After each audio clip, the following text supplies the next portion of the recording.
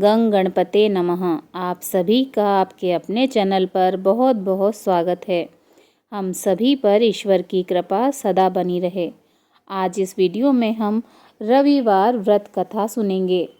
हिंदू धर्म में हर दिन का महत्व अलग अलग होता है। रविवार का दिन सूर्य देव जी को समर्पित है। इस दिन लोग सूर्य देव की पूजा करते हैं और उन्हें अर्घ्य देते हैं। मान्यता है कि अगर रविवार के दिन व्रत किया जाए और व्रत कथा सुनी जाए, सच्चे मन से आराधना की जाए तो व्यक्ति की मनोकामना पूरी होती है। तो आइए सुनते हैं रविवार व्रत कथा। ओम सूर्य देवाय नमः। ओम आदित्याय नमः।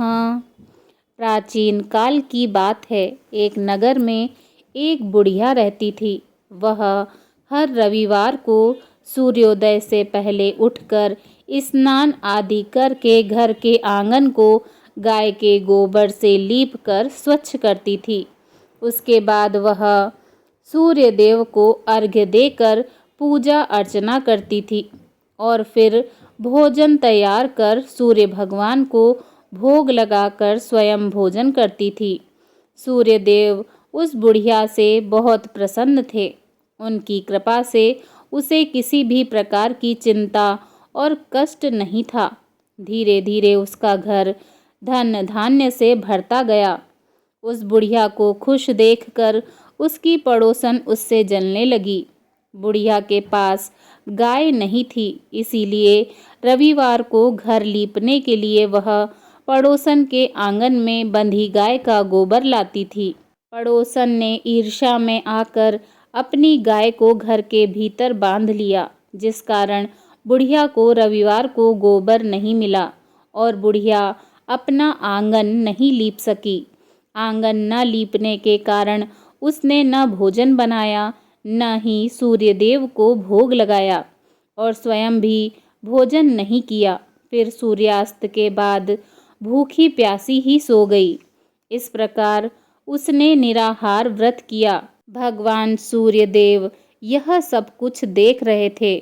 बुढ़िया की भक्ति से प्रसन्न होकर उसी रात भगवान सूर्यदेव ने उसे सपने में दर्शन दिए और इच्छा पूर्ण करने वाली गाय देने का वरदान दिया।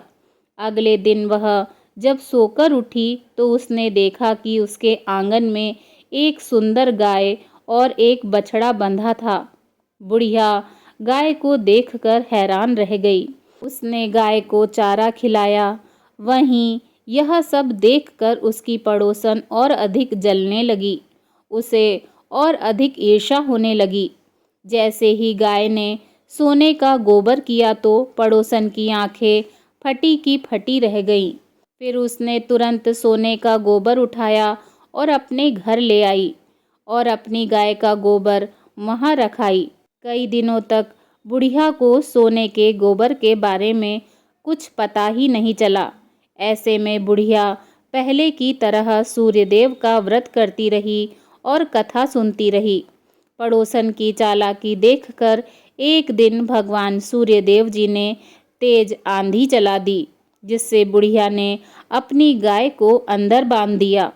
अगले दिन जब बुढ़िया उठी तो उसने सोने का गोबर देखा। तब उसे बहुत आश्चर्य हुआ।